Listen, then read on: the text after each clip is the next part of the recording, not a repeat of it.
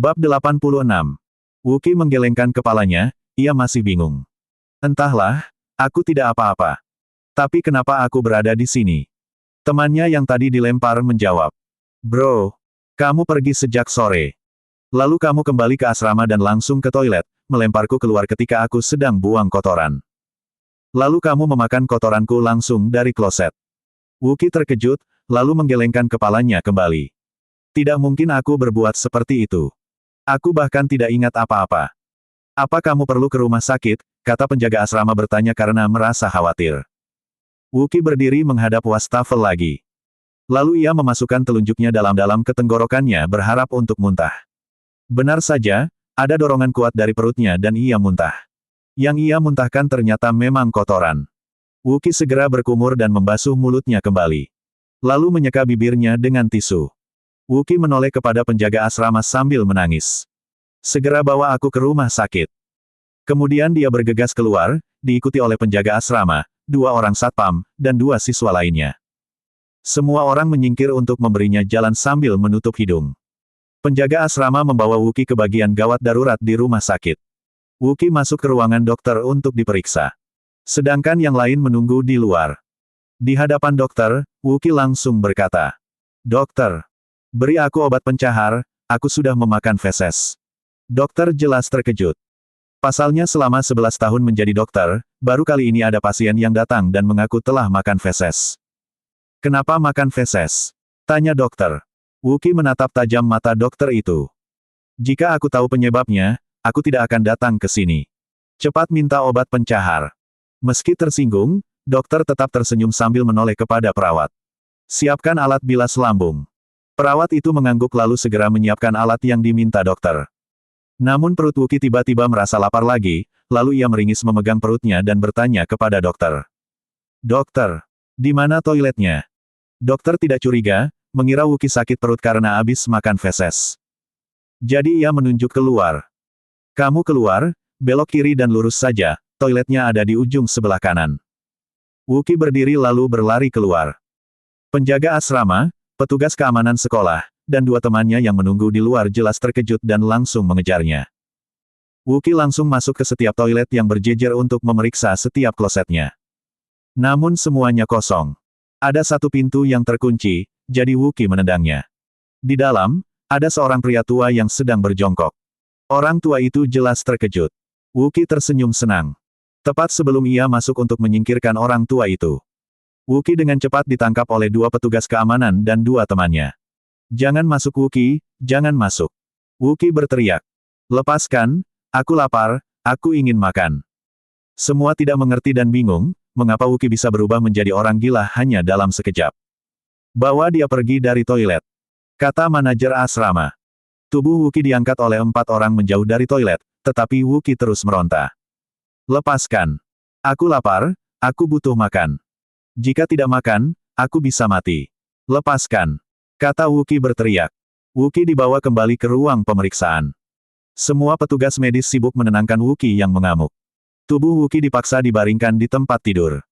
Tangan dan kakinya diikat. Dokter bingung karena ia belum pernah menerima pasien seperti itu seumur hidupnya. Lagi pula, dia bersih, tampan, dan melihat pakaiannya, dia pasti kaya. Dia juga tidak gila.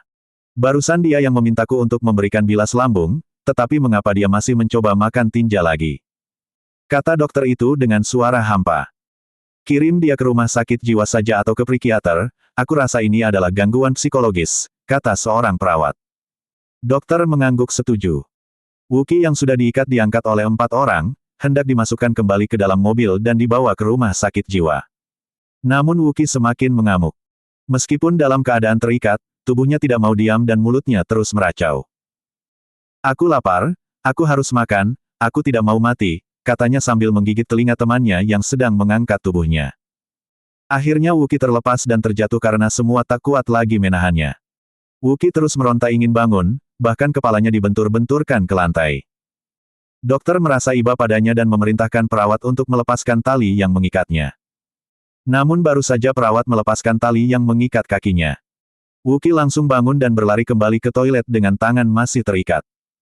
Semua orang sudah menyerah, tapi tetap mengikutinya dalam kebingungan.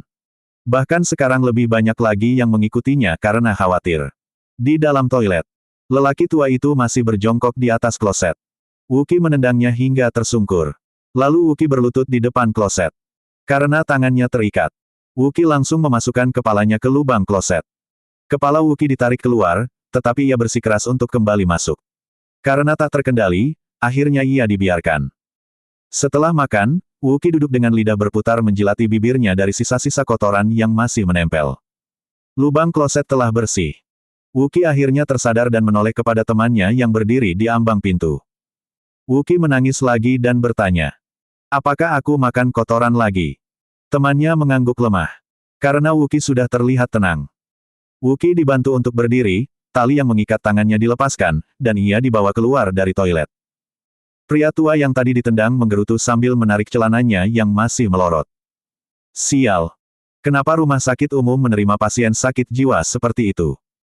Penjaga asrama merasa malu, karena melihat lutut lelaki tua itu terluka, ia mengeluarkan uang 100.000 dan memberikannya. "Maaf kek, ini untuk mengobati lututmu." Tanpa sepengetahuan semua orang, seorang pengunjung lain mengikuti dan merekam semua kejadian itu dari awal hingga akhir. Dari semenjak ikatan kaki Wuki dilepaskan dan berlari ke toilet, menendang pria tua itu, dan memakan kotorannya sampai habis. Videonya langsung diunggah ke Facebook. Statusnya adalah, manusia pemakan kotoran, lokasi di rumah sakit umum. Wuki akhirnya dibawa kembali ke dokter, tetapi dokter muntah melihat di sekitar bibir Wuki masih ada kotoran. "Langsung bawa dia ke rumah sakit jiwa, aku tidak bisa mengobati penyakitnya. Beri dia obat pencahar dulu dok.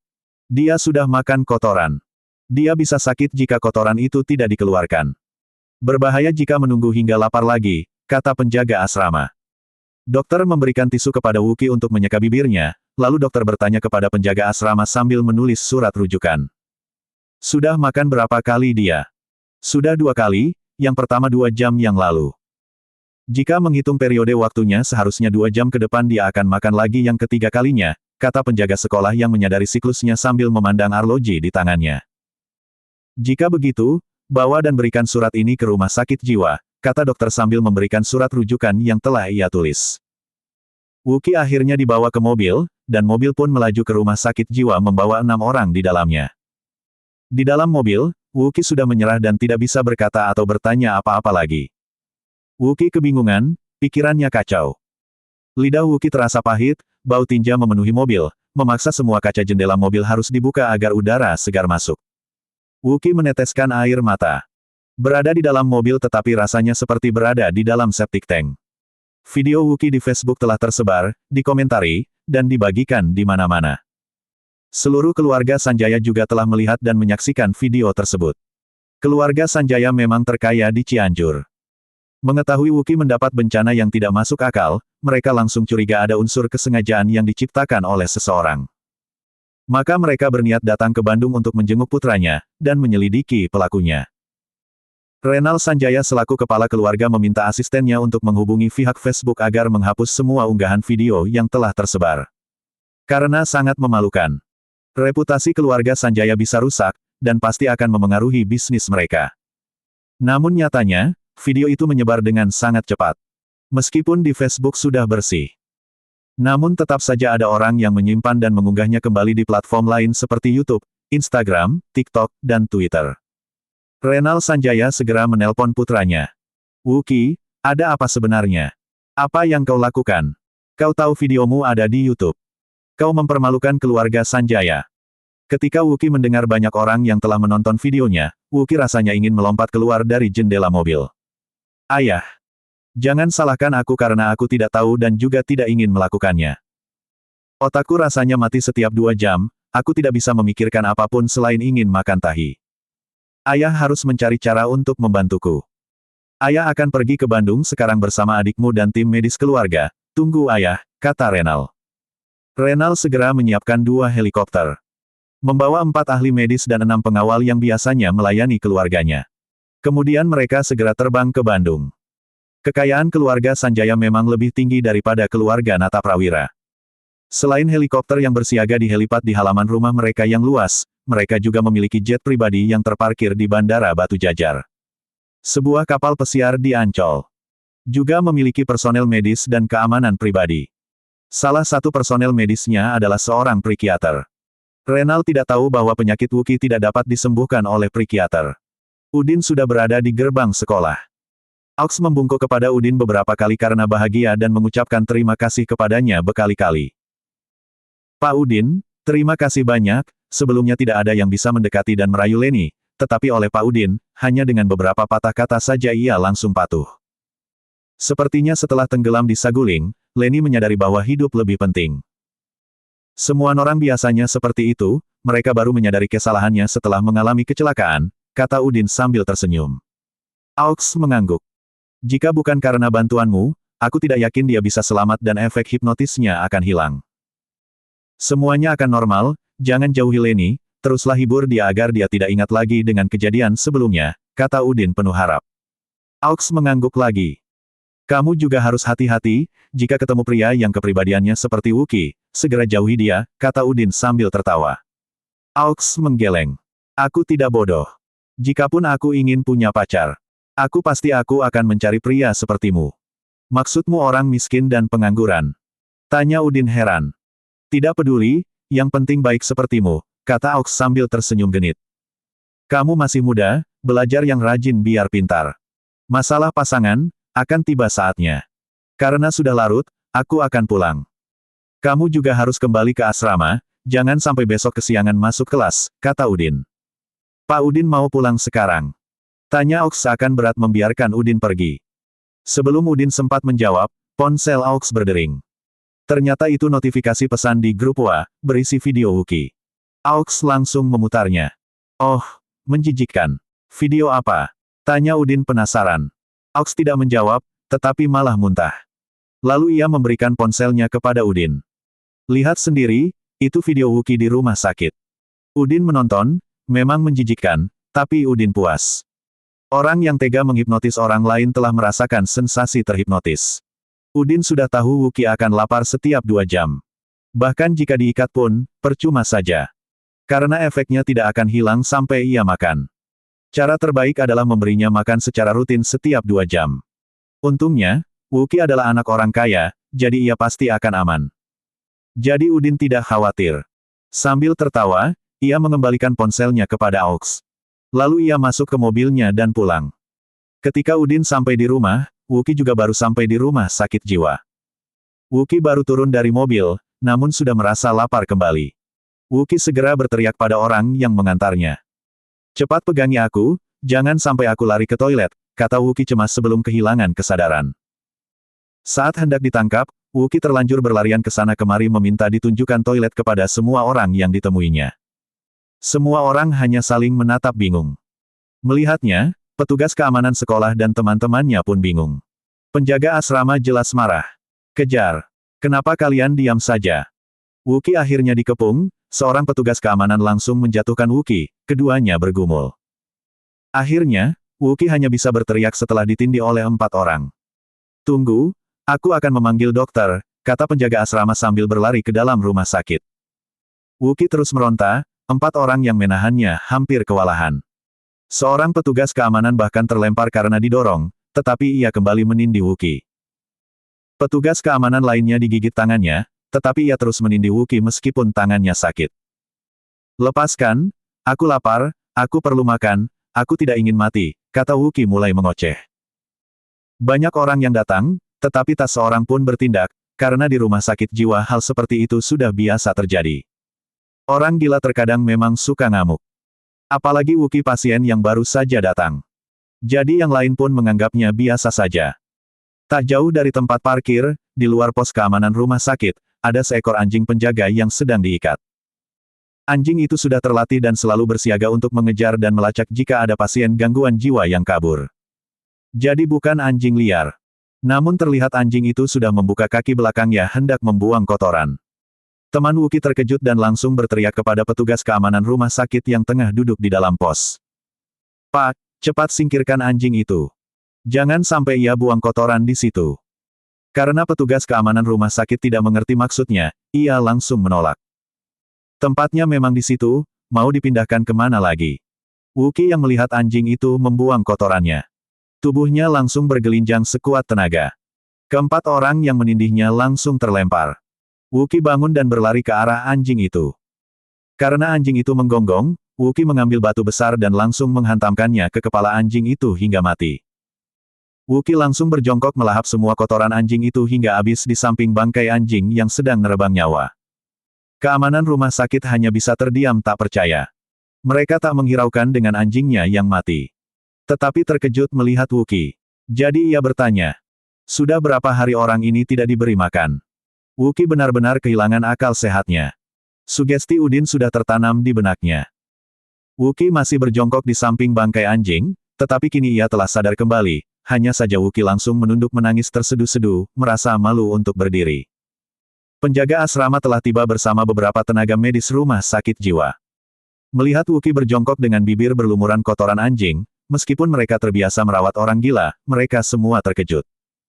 Mereka telah menangani banyak orang gila, tetapi keadaan Wuki lebih parah. 4 perawat maju untuk mengangkat Wuki ke atas tandu yang dilengkapi tali. Wuki dibaringkan di atas tandu tersebut. Lalu lengan, kaki, dan perutnya diikat dengan tali agar ia tak bisa bergerak. Kemudian tandu didorong masuk. Di sekolah. Tak satu pun anak-anak baik di asrama putri ataupun putra yang tertidur. Semua menonton video dan menayangkan Wuki. Tak sedikit dari mereka yang langsung muntah, bahkan jatah makan malam yang disediakan di kantin sekolah tak mereka makan karena membayangkan kejadian di video. Namun rata-rata siswi malah bersyukur, tak seorang pun merasa kasihan. Karena mereka tahu watak Wuki sebagai seorang pengecut, tukang selingkuh, dan orang yang sombong. Orang sombong itu kini telah menjadi idiot, kata beberapa siswi. 20 menit kemudian, helikopter yang membawa Renal Sanjaya telah mendarat di lapangan dekat rumah sakit. Renal, Roger, tim medis, dan para pengawal turun, segera bergegas menuju rumah sakit yang tak jauh dari sana. Di rumah sakit, Wuki telah dirawat di bangsal perawatan. Ia terbaring dengan tubuh terikat erat di tempat tidur. Renal menghampiri putranya dengan wajah sedih. Wuki, ini ayahku. Wuki senang melihat ayahnya datang, lalu menangis histeris. Tubuhnya lemas. Dok, coba periksa, kata Renal kepada psikiater yang dibawanya. Dokter terlebih dahulu membaca surat rujukan dari RSUD yang dikirim oleh pengawas asrama. Di situ tertulis bahwa penyakit Wuki akan kambuh setiap 2 jam. Kapan terakhir kali dia kambuh? Tanya dokter. Sekitar 1 jam yang lalu, jawab pengawas asrama. Itu berarti dia akan meminta makanan 1 jam lagi, tidak akan cukup untuk membawanya langsung ke Cianjur. Dia perlu diberi obat penenang dulu, lalu menunggu untuk melihat reaksinya apakah dia kambuh atau tidak, kata dokter sambil menyiapkan suntikan. Ia kemudian menyuntik Wuki. Wuki langsung tertidur. Sambil menunggu, dokter bertanya kepada pengawas asrama tentang kronologi kejadiannya. Pengawas asrama langsung menceritakan semuanya, mulai dari makan di toilet asrama pukul 8, makan di RSUD pukul 10, hingga makan kotoran anjing pukul 12 barusan. Dokter mendesah panjang setelah mendengarnya. Sebelum jam menunjukkan pukul 2, para dokter sudah mengelilingi Wuki. Tepat pukul 2, Wuki langsung terbangun, dan mulai menangis sambil berkata, "Aku lapar, aku perlu makan, aku tidak ingin mati." Dokter terkejut karena obat penenang yang disuntikkan tidak berpengaruh. Padahal seharusnya Wuki masih tertidur mengingat dosis yang diberikan adalah untuk 8 jam ke depan. Wuki terus menangis, bahkan menggigit lidahnya sendiri hingga berdarah. Mulutnya segera disumpal handuk agar giginya tidak melukai lidah sendiri. "Pak, saya bingung, apa yang harus saya lakukan?" Dosis obat penenang yang disuntikkan seharusnya bisa membuat Wuki tidur sampai pukul 8 esok hari. "Jelas ini bukan gangguan psikologis," kata dokter itu kepada Renal. "Kamu seorang dokter. Tentunya kami lebih tahu apa yang harus dilakukan. Kenapa bertanya padamu?" kata Renal dengan marah. "Bagaimana jika ditambah lagi dosisnya?" kata dokter itu. "Lakukan. Tunggu apa lagi?" Renal mengangguk. "Jangan. Melebihi dosis obat penenang akan merusak kesehatannya," kata dokter jantung mencegah dengan putus asa. "Berikan saja. Wuki telah merusak tubuhnya sendiri, tidak perlu terlalu banyak berpikir," kata Renal dengan tidak sabar. Psikiater itu mengangguk, buru-buru menyiapkan suntikan lain dengan dosis yang lebih besar. Kemudian ia menyuntik Wuki. Namun Wuki bukannya tertidur. Ia semakin ngamuk, pergelangan tangan dan kakinya yang terikat di tempat tidur sampai terluka dan berdarah karena ingin lepas. Bersambung.